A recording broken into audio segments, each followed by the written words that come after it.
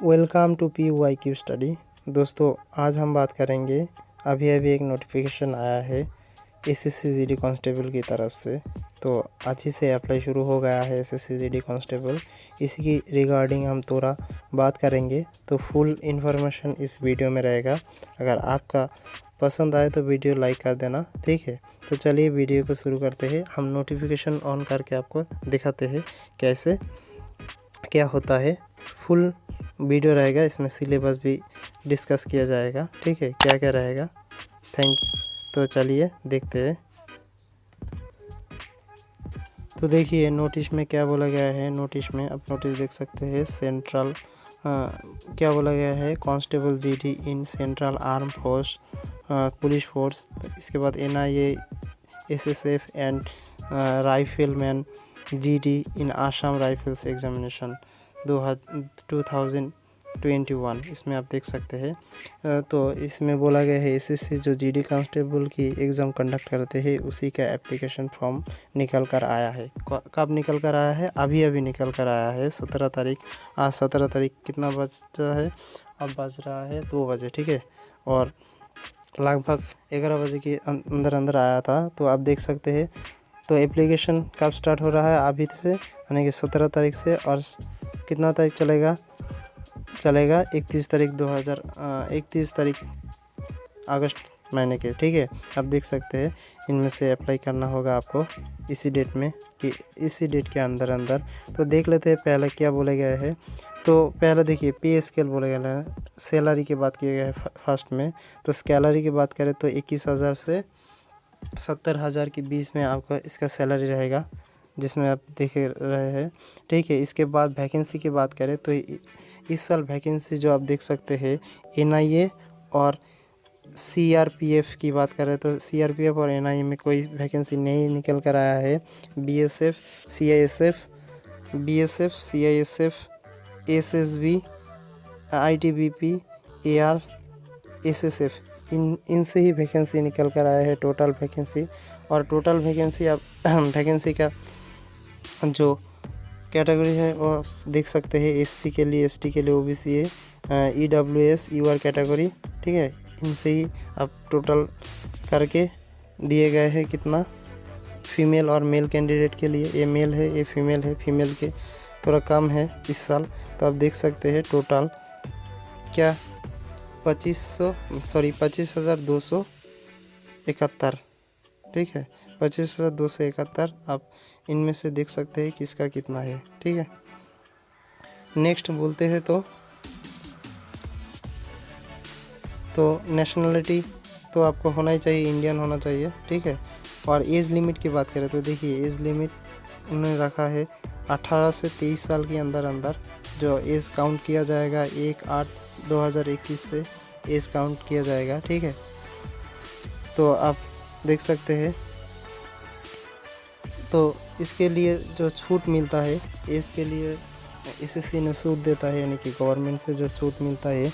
तो SC ST के लिए 5 साल की छूट मिलता है, OBC के लिए 3 साल, और एक सर्विसमैन के लिए जो SSC देता है उसी से, यानी कि लगभग 10 साल देता है, ऐसा ही। तो देख लेना, ठीक है। और किसका क्या क्या रहता है, इसके बाद देख लेते हैं क्या है।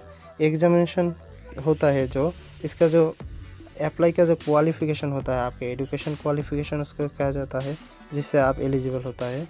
तो एजुकेशन क्वालिफ़िकेशन की बात करें तो आपका 10 पास होना ही चाहिए, ठीक है। अगर आप 10 पास है कोई भी रिकॉग्नाइज बोर्ड से और कोई भी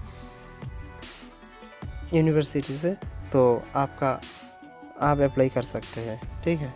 और क्वालिफ़िकेशन देखिए 1/8/2021 इससे ही गिना जाएगा, ठीक है।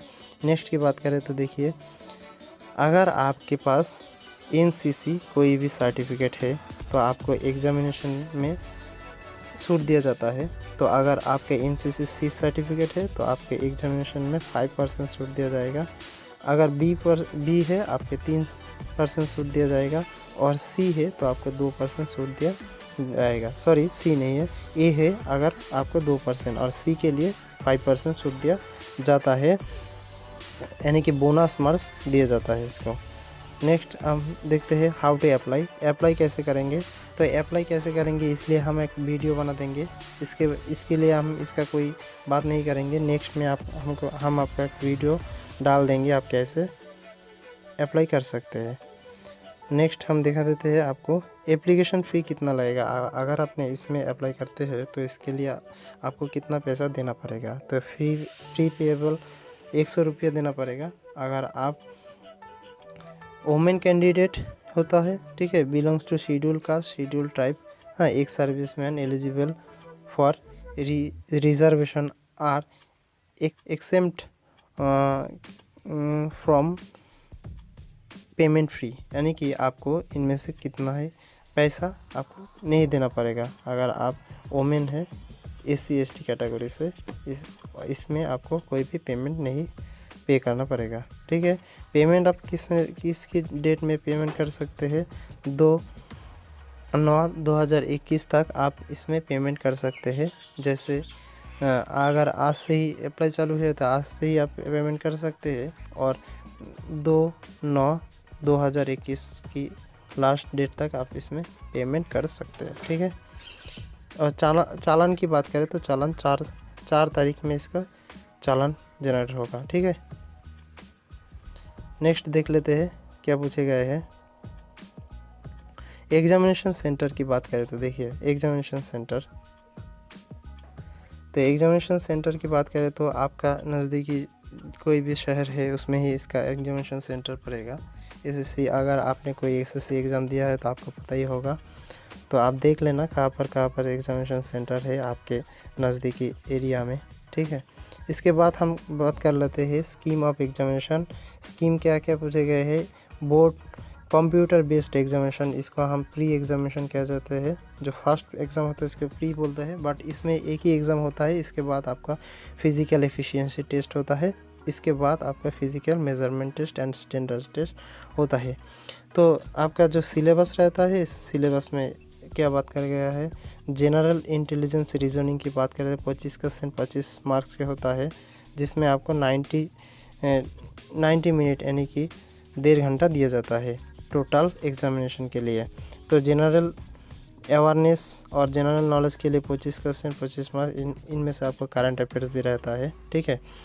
तो गणित में यानी कि मैथ में आपको 25 क्वेश्चन रहता है 25 मार्क्स के लिए, और हिंदी और इंग्लिश जो आप लैंग्वेज चूज़ करते हैं इसके लिए आपको 25 क्वेश्चन 25 मार्क्स आपको दिया जाता है। टोटल 100 क्वेश्चंस होता है, ठीक है।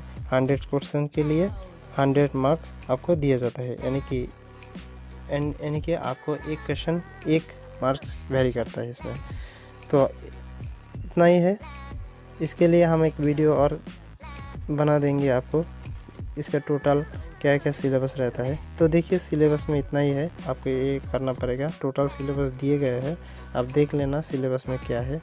जनरल अवेयरनेस, रीजनिंग, ठीक है, मैथमेटिक्स और हिंदी इंग्लिश आप जो चूज़ करते हैं इसमें कर लेना। फिज़िकल एफिशिएंसी टेस्ट इसके बाद होता है, यानी कि अगर आपका प्री और एग्जामिनेशन क्लियर हो जाता है, इसके बाद आपको फिज़िकल मेजरमेंट एफिशिएंसी टेस्ट के लिए बोला जाता है, यानी कि रन होगा। इसके बाद आपका टोटल रन किया जाएगा इसमें। तो देखिए फिज़िकल एफिशिएंसी टेस्ट में क्या होता है, कैंडिडेट अगर क्लियर करता है एग्जामिनेशन के लिए, क्लियर हो जाता है आपका एग्जामिनेशन, इसके बाद आपको फिज़िकल एफिशिएंसी टेस्ट किया जाएगा। तो 5 किमी आपको रन करना पड़ेगा, यानी कि 5 किलोमीटर आपको दौड़ना पड़ेगा 24 मिनट के अंदर, ठीक है। और फीमेल के लिए 1600 मीटर यानी कि 1.6 किलोमीटर आपको 8.5 मिनट में कंप्लीट करना पड़ेगा। और अगर आप लद्दाख रीजन में होता है तो इसलिए आपको लद्दाख, ठीक है, लद्दाख रीजन की बात किया गया है। अगर आप लद्दाख से बिलोंग करते हैं तो आपको 1600 मीटर यानी कि 1.6 किलोमीटर आपको 6 मिनट में कंप्लीट करना पड़ेगा मेल कैंडिडेट के लिए, और फीमेल के लिए 800 मीटर 4 मिनट में क्लियर करना पड़ेगा। इसके बाद फिज़िकल स्टैंडर्ड टेस्ट, यानी कि इसको ही फिज़िकल मेजरमेंट टेस्ट कहा जाता है। फिज़िकल मेजरमेंट टेस्ट और फिज़िकल स्टैंडर्ड टेस्ट एक ही होता है। इसमें आपको जो चेस्ट वगैरह है, हाइट वगैरह है, इसमें मापा जाता है। तो मेल कैंडिडेट के लिए, सभी मेल कैंडिडेट के लिए, अगर आप SC/ST से बिलोंग नहीं करते हैं तो आपको 170 सेंटीमीटर यानी कि 170 सेंटीमीटर्स आपको चाहिए, और फीमेल कैंडिडेट के लिए 157 सेंटीमीटर्स आपको चाहिए, जिसमें आप अगर क्वालिफाई करते हैं इसके बाद आपको मेडिकल में बुलाया जाएगा। ठीक, तो देख लेते हैं।